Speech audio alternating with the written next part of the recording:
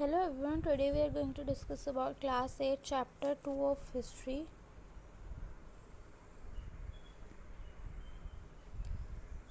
From trade to territory, their company established powers, short notes.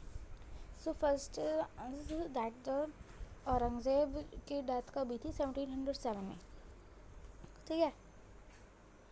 उसके बाद आते हैं ईस्ट इंडिया कंपनी, ब्रिटेन आते हैं इंडिया में, क्या करने आते हैं? ट्रेड करने के लिए आते हैं। सबसे पहले वो कहाँ पे आते हैं? ईस्ट में आते हैं, ठीक है।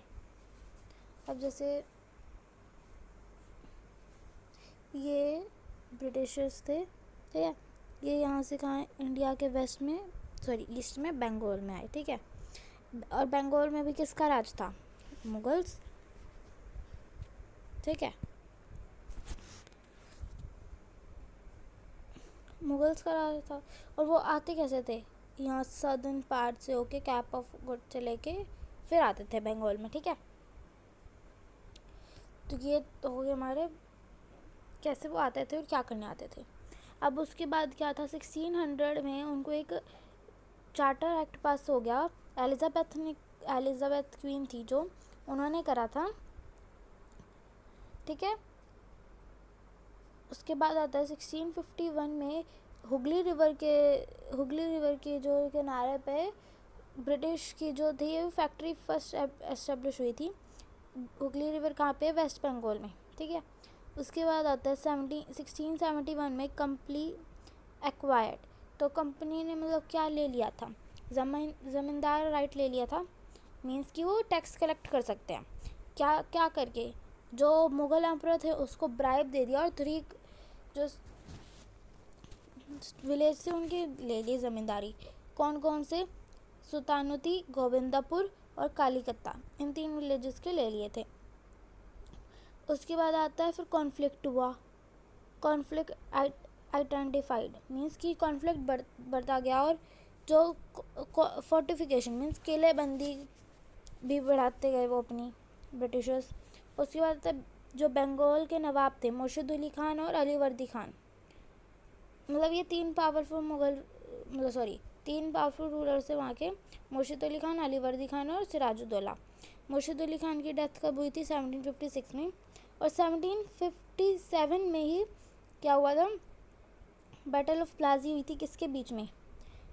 ब्रिटिशर्स और नवाब ऑफ बंगाल। नवाब ऑफ बंगाल कौन था उस टाइम? सिराजुद्दौला। और ब्रिटिशर्स की तरफ से कौन आया था? कमांडर रॉबर्ट क्लाइव, ठीक है। तो जो सिराजुद्दौला थे फिर और क्या करा कि जो कासिम बाज़ार और कलकत्ता के पास अपना कंट्रोल बना लिया ब्रिटिशर्स ने, ठीक है। फिर आता हमारे पास battle of Buxar.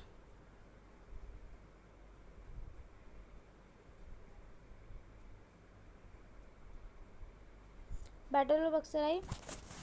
Battle of Buxar को हुई थी 1764 में।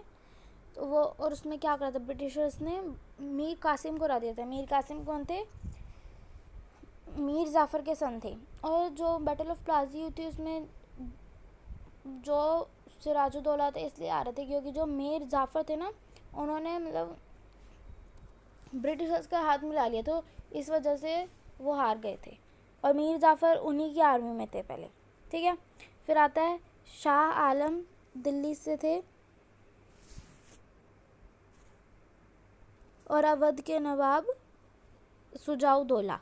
ये इन सब ने मिलके मतलब ये हार गए थे इन सब के साथ। मीर जाफ़र की डेथ कब हुई थी? 1765 में। और 1765 में फिर कंपनी ने क्या करा था? दीवानी अदालत, जो दीवानी थे वो दीवान बन गए थे। मतलब कंपनी दीवान क्या होता है? राइट टू कलेक्ट रेवेन्यू, मतलब उनके पास राइट आ गया था रेवेन्यू कलेक्ट करने का, ठीक है। यहाँ पे का बंगाल का, ठीक है। फिर 1757 से लेके 1857 में क्या क्या हुआ? सब्सिडायरी अलायंस सिस्टम साइन हुआ। किसने करा था? लॉर्ड वेस्ले ने। कौन थे वो? ब्रिटिशर रेजिडेंट थे। और 1800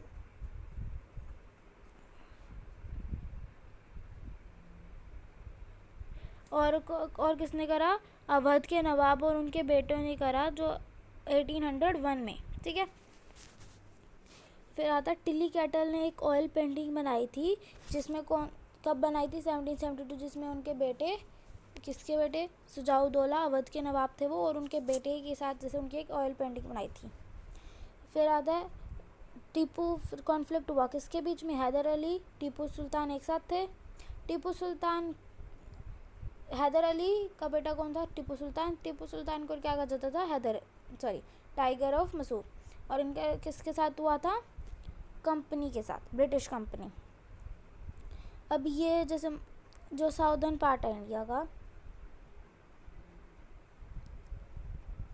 ठीक है, ये सारा साउदर्न पार्ट है। यहाँ पे क्या होता था? मलाबार कोस्ट, ठीक है। ये यहाँ पे सारे साउथ रूलर से वो रूल करते थे अपना। तो मैसूर के जो रूलर थे उन्होंने कब तक रूल करा? 1761 से लेके 82 तक, 1782 तक। और हैदर अली ने तो ये करा था, टीपू सुल्तान ने 1782 टू 1799। फिर क्या हुआ था 1767 में? तो क्या हुई थी? 1767 से लेके 1769 में first Anglo Mysore war, 1780 to 1784 second Anglo Mysore war, और 1790 टू 92 में थर्ड एंग्लो मैसूर वॉर, और 1799 में फोर्थ बैटल ऑफ सेरिंगपट्टम हुई थी कंपनी के साथ, और जिसमें कंपनी जीत गई थी, ठीक है। उसके बाद हमारे पास नेक्स्ट आता है जो पेंटिंग थी ना ब्रिटिश थे उसके ऊपर, वो कहते हैं कि हम उनको ऐसे अटैक कर।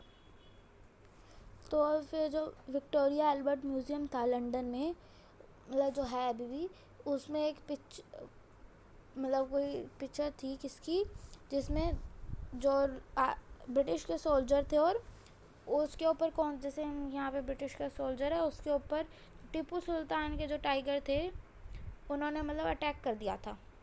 तो ऐसी कोई पिक्चर थी, तो वो वहाँ रखी गई थी। उसके बाद आता है 4 मई 1799 में टीपू सुल्तान की डेथ हो गई थी। उसके बाद आता है मराठा एम्पायर। तो मराठा एम्पायर की हार कब हुई थी? थर्ड बैटल ऑफ पानीपत में कब हुई थी? वो 1761 में, ठीक है।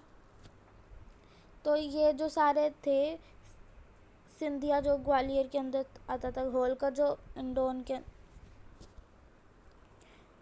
होलकर इंदौर में आता था, गायकवाड़ बड़ौदा, और भोंसले नागपुर। अब वो किसके अंदर आते थे? पेशवा के अंदर। वो कहाँ पे होते थे? पुणे में। उसके बाद जो दादा भाई नौरोजी थी, उनकी एक बुक की लाइन, उन्होंने जो बुक लिखी थी उनकी एक लाइन थी, drain of the wealth. Means कि जो ब्रिटिशर्स थे वो हमारी वेल्थ को मतलब लेके जा रहे थे यहाँ से, ठीक है। जो नबूब्स है वो क्या है? इंग्लिश वर्जन है किसका? नवाब्स का। उसके बाद सेकेंड एंग्लो मराठा वॉर थी, उसमें क्या करा था ब्रिटिशर्स ने? 3 ले लिए थे ये पार्ट, कौन कौन से? उड़ीसा, आगरा और दिल्ली का पार्ट ले लिया था। लॉर्ड हेस्टिंग थे गवर्नर जनरल। कब थे? 1813 टू 1823 में। अब जो रानी चेन्नम्मा थी, उन्होंने कहाँ की थी? वो किट्टूर, कर्नाटका में है। जो उन्होंने किसके खिलाफ थी? वो पॉलिसी ऑफ पैरामाउंटेंसी। उसमें क्या था कि जो ब्रिटिशर्स है वो मतलब टैक्स कलेक्ट करेंगे स्टेट से, और अगर कोई भी वो स्टेट मतलब नहीं दे पाता तो उसका जो वो राज्य है वो ब्रिटिशर्स के अंडर कंट्रोल में आ जाएगा एज अ पेनल्टी, ठीक है। तो उसका मतलब अपोज किसने करा था? रानी चेन्नम्मा। तो फिर उनको जेल में डाल दिया गया था 1824 में, और उनकी डेथ कब हुई थी? जेल में ही हो गई थी 1829 में। और जो उसको फिर उसके बाद किसने इसका रेजिस्टेंस करा, मतलब उसको आगे किसने बढ़ाया? और रायन्ना जो चौकीदार थे संगोली कहाँ पे? किट्टूर में, कर्नाटका। और फिर उनको भी फांसी पर लगा दिया गया था। कब? 1830 में। जो महाराजा रंजीत सिंह थे उनकी डेथ कब हुई थी? 1839 में, जो पंजाब के रूलर थे, ठीक है। उसके बाद लॉर्ड डलहौजी जो गवर्नर जनरल थे, कब, 1848 टू 1856। फिर डॉक्ट्रिन ऑफ लैप्स में कौन कौन से किंगडम एनेक्स किए गए थे? सतारा 1848 में, संबलपुर 1850 में, उदयपुर 1853 में, 52 में, और नागपुर 1853 में, झांसी 1854 में, अवध 1856 में, ठीक है। अब फिर रिवॉल्ट हुआ था 1857 का अवध में, किसके लिए? उसका एनेक्शन करा था जब डॉक्ट्रिन ऑफ लैप्स के अकॉर्डिंग जब अवध का एनेक्शन मतलब उसका मतलब छीनी गई थी, तो उसमें फिर रिवॉल्ट हुआ था, ठीक है।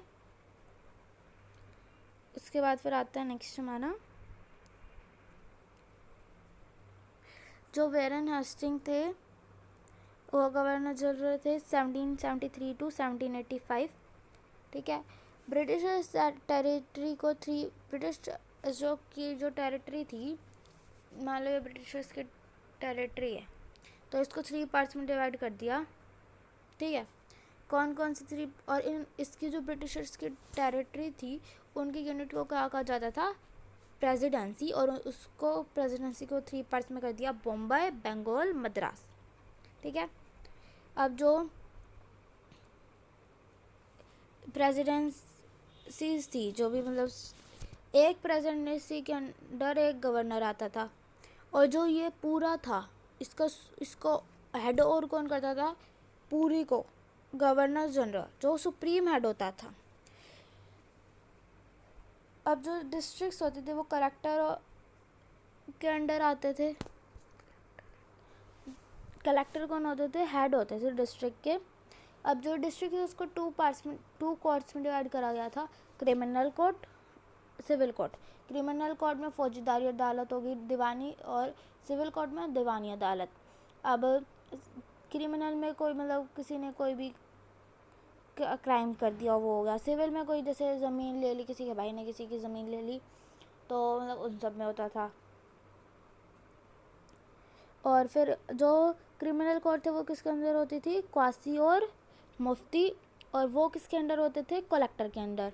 और जो दीवानी अदालत थी वो किसके अंदर होती थी?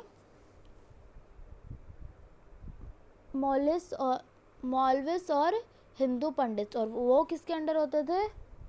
यूरोपियन कलेक्टर, ठीक है। फिर जो मतलब ये पोस्ट थी ना कलेक्टर, जो मतलब हाई पोस्ट थी, वो हमारे लिए रिजर्व नहीं होती थी, अब तो हैं, लेकिन पहले के टाइम में यूरोपियन जो ब्रिटिशर्स थे उनके लिए होती थी,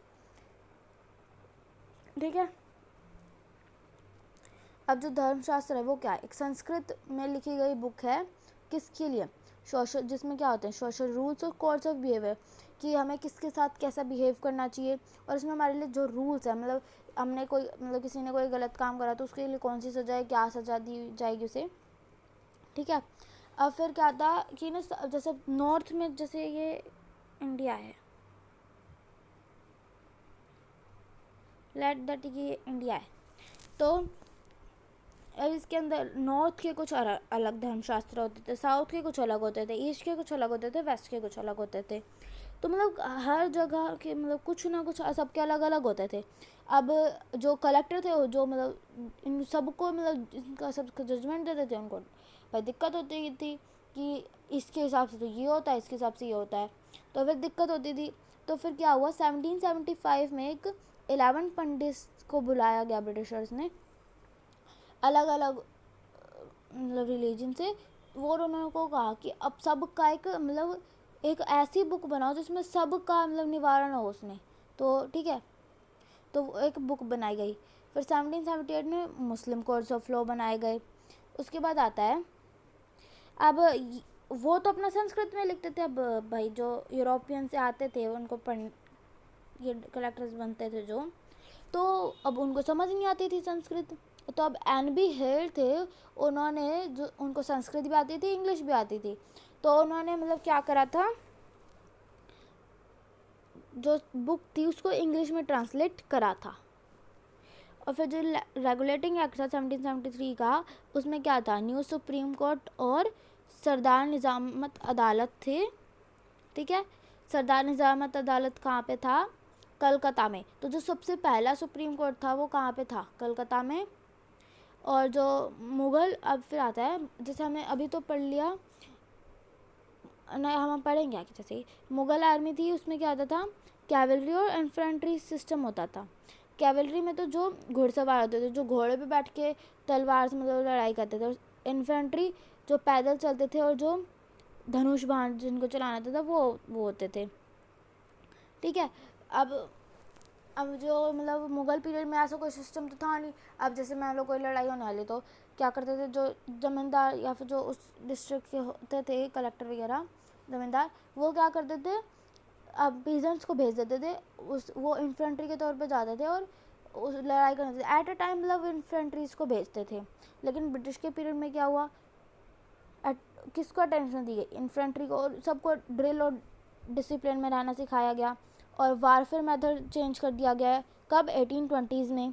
अब कौन से मेथड से सिखाए जाते थे, कौन से मतलब वेपन्स होते थे, न्यू मेथड्स हुए, मस्कंड और मैचलॉक्स हुए, लॉन्च उनकी हेल्प से सिखाए जाते थे। ठीक है। तो ये था हमारे इस पूरे चैप्टर का conclusion, short notes. So thank you, have a nice day.